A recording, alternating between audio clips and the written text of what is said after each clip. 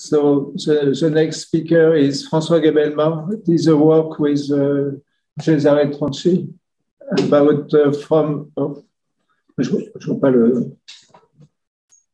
concerning quantum mechanics. Thank you very much. So the goal of this talk is to present a recently derived model for the dynamics of coupled quantum and classical systems. And so this is a two-part talk.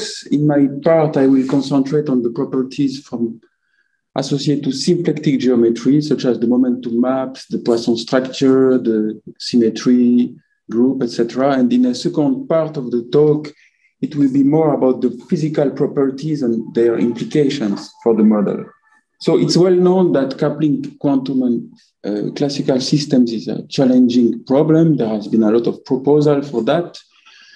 And so there are the well-known problem of quantum measurement or the quantization of gravity, etc. So one approach is to formulate the classical mechanics in a wave function way, and then to be able to couple with classical mechanics. So one well-known wave function description of classical mechanics is the Koopman von Neumann approach, where you basically replace the Liouville equations. In the Liouville equation, you replace the classical density with the classical wave function. So what we will present is another model that then we can use to model classical quantum coupling. So I will present this in a two-part, right? First, the classical version, so Koopman-Van Hove formulation of classical mechanics. I will explain why it's called Van Hove, and then how we can produce a model for the hybrid case of classical and quantum coupling. So this is the plan. So as I said, in part one, I will explain this. Part 2 and 3, I will present some relevant unitary actions that gives a lot of information on this model. You will see they have momentum maps associated to these actions, and both momentum maps have strong physical meaning. Then, according to the time, I will say some analogy with the case of the hybrid case, the case of quantum and classical coupling. So let me explain how we proceed with the case of classical mechanics. So you can choose your preferred classical mechanical systems with configuration manifold Q and cotangent bundle T star Q and Hamiltonian, which is a map defined on T star Q. You have on this T star Q the canonical one form, the canonical two forms, which is the symplectic form dQHDP. And in this context, the classical wave function is just an L2 function on the phase space. So it's very different from quantum mechanics where you have the position only, right? Here it's a L2 function on Q and P. And so this classical Hilbert space of L2 function has a natural symplectic form, which is given by taking the imaginary part of the Hermitian inner product on HC. And in this talk, I will also use the real valued part, the real part of this Hermitian inner product. I will use it as a pairing. So you will see always this notation, which means really the real part of the standard inner product. Okay, so let me introduce the KVH equation, Koopman-Van Hove equation. So if I have here the Hamiltonian of the system, the KVH equation is this wave equation here. So the first term here is the Poisson bracket of the Hamiltonian with the wave function.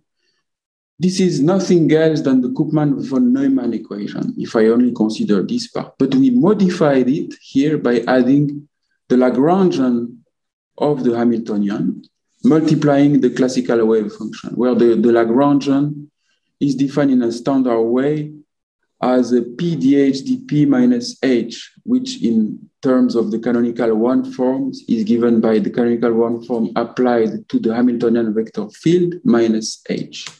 So here I'm recalling some standard formula from geometric Hamiltonian dynamic. For instance, the definition of the Hamiltonian vector field, which is obtained by inserting it in the canonical one form. It has to be the exact differential associated to H. Here I'm recalling the Poisson bracket operation in terms of the symplectic form and Hamiltonian vector fields. Here I'm recalling the formula for the Lagrangian on phase space, this term. And we give the name covariant Liouvillean operator to this right-hand side term here. So very interestingly, this operator is well known in geometric quantization, more precisely in the step of pre-quantization. And as developed by Costin, Souriau, and others. So you will see more link with the geometric pre-quantization later. But remember that here we are doing classical mechanics. We are describing a classical systems using classical wave function.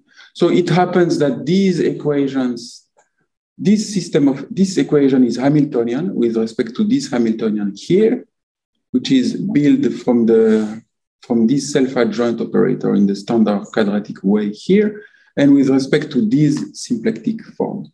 Okay. So what are the next steps?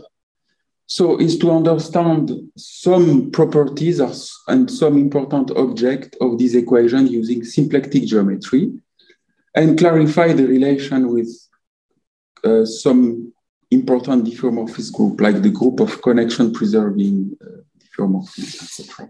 So these steps from symplectic geometry are very useful to understand the link between this KVH equation and the classical Liouville equation, and also to understand the link with the hydrodynamic description. So let me recall now, because that's an important object in this talk, the concept of momentum maps. So this fits well with the talk, the plenary talk by Yvette Kosman-Schwarzbach yesterday. So it's a typical concept from Poisson geometry. So if you have a Poisson manifold P with bracket, you have your Hamiltonian vector field, and if you have a group action on this manifold P that preserves the Poisson bracket, so such that this identity holds, right? You can compose either before or after taking the Poisson bracket of the functions. Then you consider the associated infinitesimal generator, which is the derivative of the action with respect to the group itself. So it's a Lie algebra action. So the momentum map is a map from the Poisson manifold to the dual of the Lie algebra G of the acting Lie group, such that its Hamiltonian vector field coincide with the infinitesimal generator of the action. So it really combines the symplectic, the Poisson structure and the symmetry in a single object, the momentum map. So keep in mind this construction, I will use it at least 4 times in this talk. So an important example is the case of a symplectic vector space on which G act linearly by symplectic action. In this case, there is a formula toute faite for the momentum map, which is simply half the symplectic form evaluated on the infinitesimal generator of the action coupled with the vector V itself. So we will use this momentum map expression several times. One further property of momentum maps is that they are Poisson maps if they are equivariant. So I don't develop more the equivariance property. Just what I want to say is that being a Poisson map from the Poisson manifold to the dual Lie algebra means that this momentum map will send Hamilton system on P onto Hamilton system on G star with respect to the natural Poisson structure on G star, which is the Lie Poisson structure.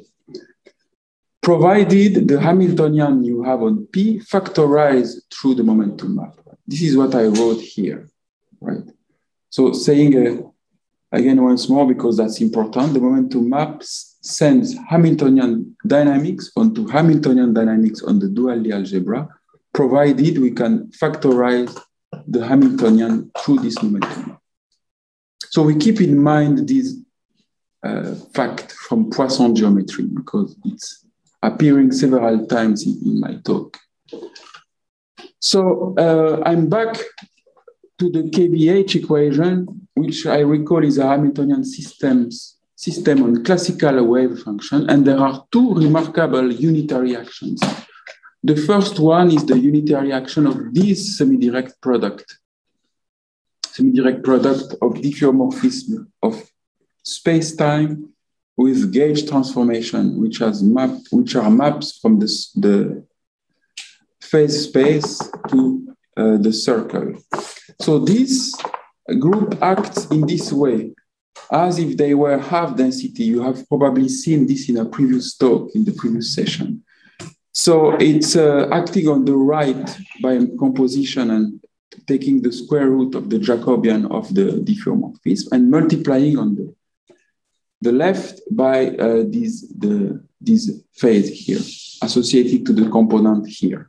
So you can easily see that it's an action, it's a unitary action, and hence a symplectic action, and it has a momentum map. So the momentum map is given by the formula that I presented before. I mean this formula here, which I here apply to this case. And it takes this form. So take a classical wave function and you obtain these two components here. So remember that here I'm doing classical mechanics. I'm not doing quantum at all because I have classical wave functions. Right? It's a map sending classical wave functions to fluid variables, one fluid momentum and one fluid density, both defined on the phase space, not the configuration space. So now we also analyze the Hamiltonian of the KVH equations, and we check if it factorizes. Yes, it factorizes through the momentum map. So we can apply this theorem, this general theorem from Poisson geometry, here this red box, and we obtain that if the classical wave function satisfies our KVH equation, then the image of this through the momentum map satisfies some hydrodynamics equations given in this form. So I will not give too much detail about this, but just to keep in mind that there is a hydrodynamic formulation of the KVH equations that I will exploit later more in detail. So there is a second unitary action that is also very important that will now link the KVH equation with the Liouville equation. So interestingly, it's a subgroup of the previous group, the group of connection preserving automorphism. So these are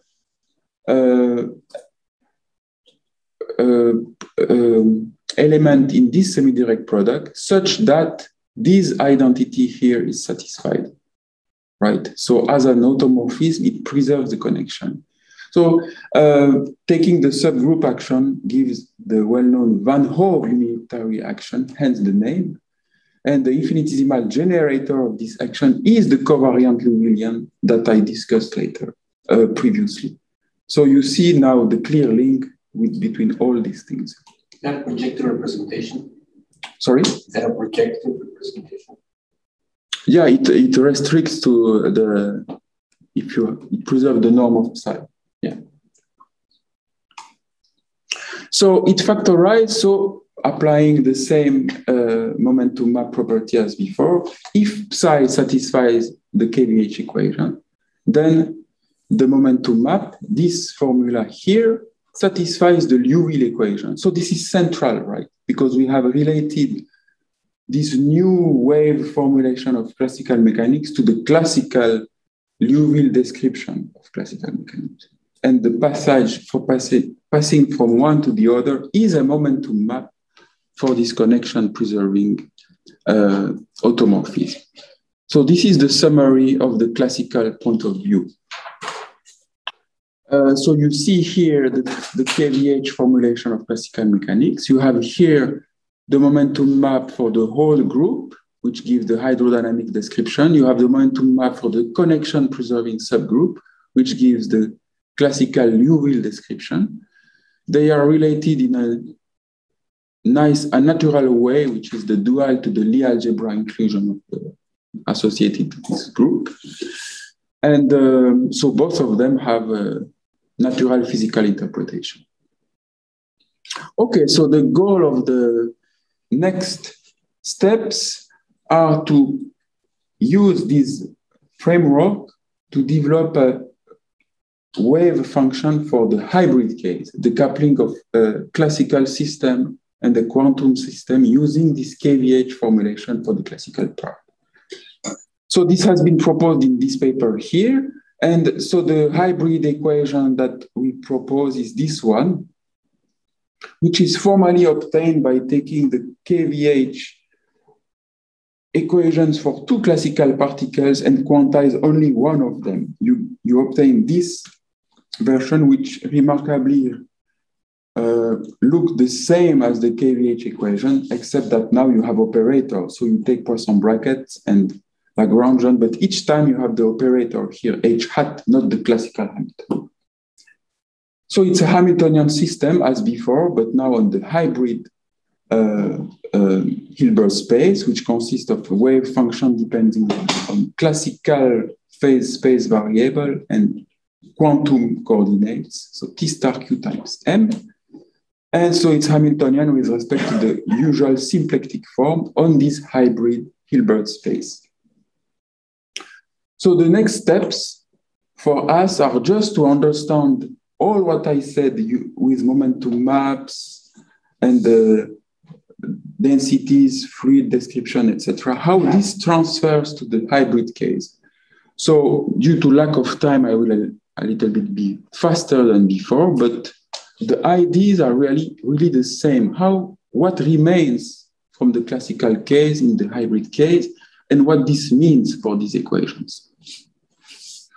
So the first action, the action by the automorphism, is the same as before, except that now we are working on the hybrid space, T star Q, classical part, plus times the quantum coordinate M. So the unitary action has the same form as earlier, the momentum map also. And if we focus on this class of hybrid Hamiltonian, then it factorizes.